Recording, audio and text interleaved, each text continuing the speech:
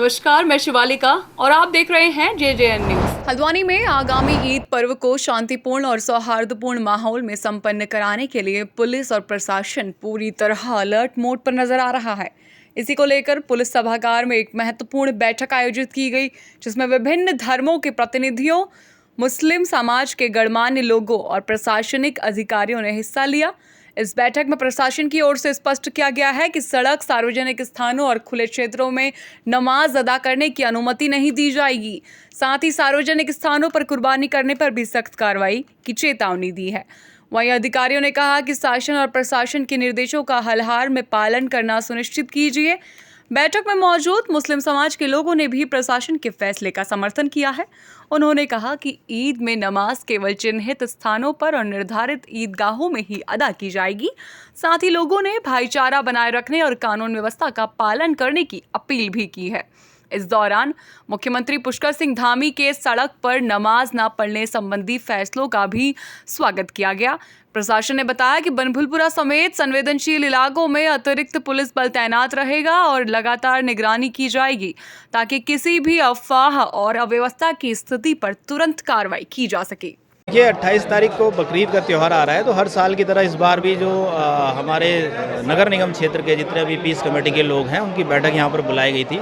इसमें विभिन्न वार्डों के वार्ड मेंबर्स भी उपस्थित थे, कमेटियों के लोग थे। तो उनको बताया गया है, उनकी जो सुझाव हैं, उनकी शिकायतें हैं, उनको भी सुना गया। विभाग हैं, जैसे खासकर बिजली विभाग है, जल संस्थान है, इसके अलावा सफाई है, तो उसको लेकर निर्देश दिए गए हैं। साथ ही माननीय उच्च न्यायालय द्वारा विभिन्न जो PILs हैं, उसमें जो डायरेक्शंस दिए गए हैं कुर्बानी को लेकर, साथ में जो उसके वेस्ट के डिस्पोजल को लेकर, उसके बारे में भी सभी को सेंसिटाइज किया गया है। धार्मिक लोगों को भी बताया गया, उनके प्रतिनिधियों को, कि उसका 100% अनुपालन हो और उनके सहयोग की अपेक्षा की गई है। अगर इसका कोई वायलेशन करता है तो उसके विरुद्ध कार्रवाई भी की जाएगी। ये क्षेत्रवासियों के साथ एक बैठक हुई है, जिसमें सब लोगों ने अपने अपने एरिया के हिसाब से कंसर्न बताए। अभी यहाँ संबंधित विभाग के लोग भी मौजूद थे, जिला प्रशासन से भी सिटी मजिस्ट्रेट साहब और MNA साहब यहाँ मौजूद थे मीटिंग में। तो सारी चीज़ों पर डिस्कशन हुआ यहाँ पे और संबंधित विभाग को निर्देश भी निर्गत कर दिए गए हैं। इसमें बेसिकली साफ़ सफाई, बिजली और पानी की व्यवस्था के बारे में लोगों ने मुद्दा उठाया था, और इसके साथ जो भी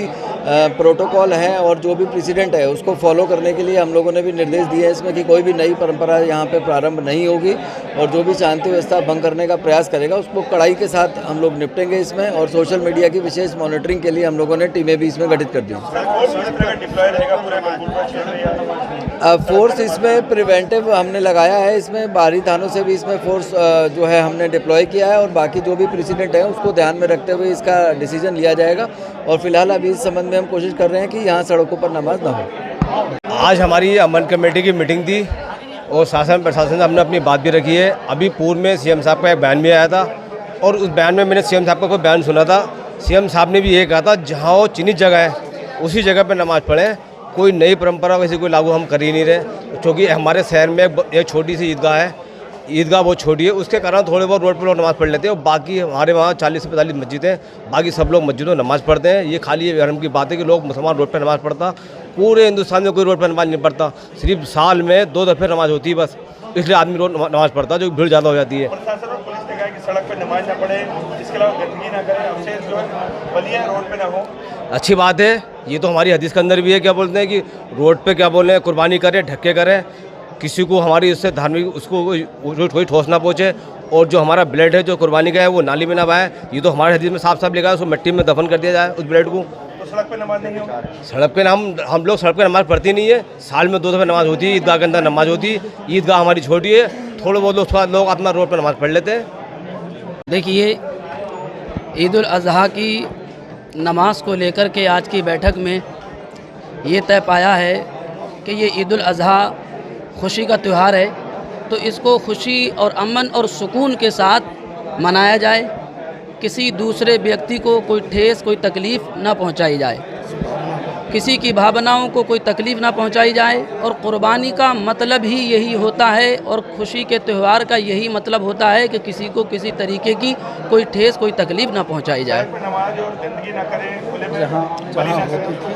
देखिए, क़ुरबानी का मसला ये है कि जहाँ जहाँ क़ुरबानी के स्थान फ़िक्स किए गए हैं वहाँ क़ुरबानी होगी, और खुले में क़ुरबानी ना की जाए, क्योंकि खुले में क़ुरबानी अगर करेगा तो जानवर जो ज़िबा हो रहा है उसको कोई दूसरा देखेगा तो हो सकता है कि उसको किसी तरीके की तकलीफ़ भी पहुँचे। सड़क में नमाज को भी मना करा नमाज का मसला ये है कि जहाँ से एक लंबे ज़माने से होती चली आ रही है, तो नमाज को वहाँ पर सड़क बंद नहीं करते सड़क पर नमाज पहली बात तो होती ही नहीं है। मस्जिदें हैं, इसके लिए नमाजी हैं, होती है तो